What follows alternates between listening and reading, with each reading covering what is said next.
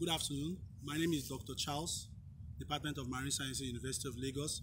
Welcome to our series on pollution and coastal waters of Nigeria. Today we want to talk about water hyacinth. Water hyacinth. If you look this way, you would see the water hyacinth.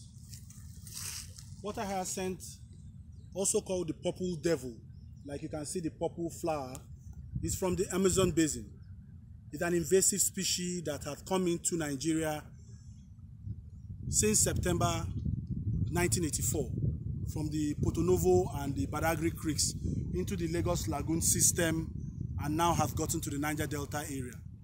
Like I mentioned earlier, it's an invasive species.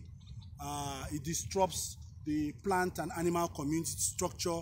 It impairs fishing, it impairs navigation, it allows the breeding of mosquitoes and other vectors, and then also obstruct navigable channels of rivers, creeks, creeklets, lagoons, estuaries, etc., etc. We are in a mangrove setting somewhere in the University of Lagos presently. We will move down a bit as we move on. This is an ideal water hyacinth plant with its purple flower, otherwise called the purple devil.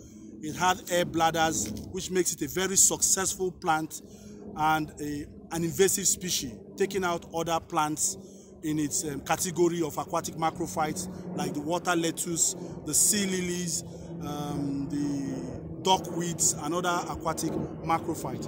Iconia crassipis is the scientific name for a water hyacinth plant. Let us go this way as we see the lagoon and how it is now covered with water hyacinth plants.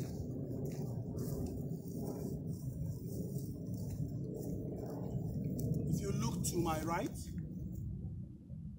you will see the third mainland bridge, the Lagos lagoon, and a mat of extensive water hyacinth covering the water column. It's among the fastest growing plants in the world. It can double its size in less than 2 weeks, but it's a freshwater plant. It's a freshwater plant, so salinities rising by a few parts per thousand could actually eliminate it and kill it. Like you can see a mat of water hyacinth here. They disrupt the commercial, domestic, and day-to-day use of water.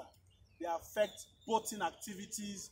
They also affect the water transportation services. They hamper the movement of engines, etc., etc.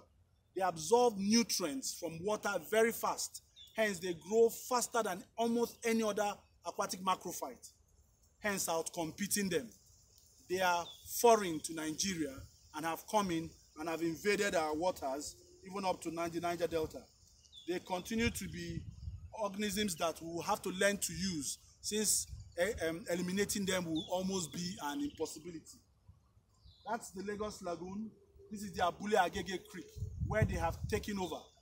At this point, usually at this point of the year, after the rainfall has flushed them down as they gravitate with the flowing waters from upstream Oyo State, Ogun State, with the Ogun River up to Lagos State on their way to the sea.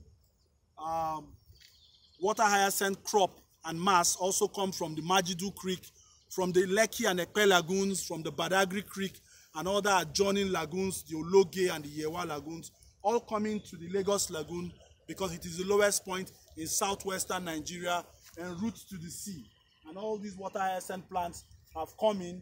They are here now. As rising salinities come, they will begin to die, degrade, and submerge as we go on. In our next series in pollution and coastal waters of Nigeria, we'll be looking at other topics. Thank you very much for listening to us today, and see you again next time in our series. My name is Dr. Charles Onyema, Department of Marine Sciences, University of Lagos. Thank you very much.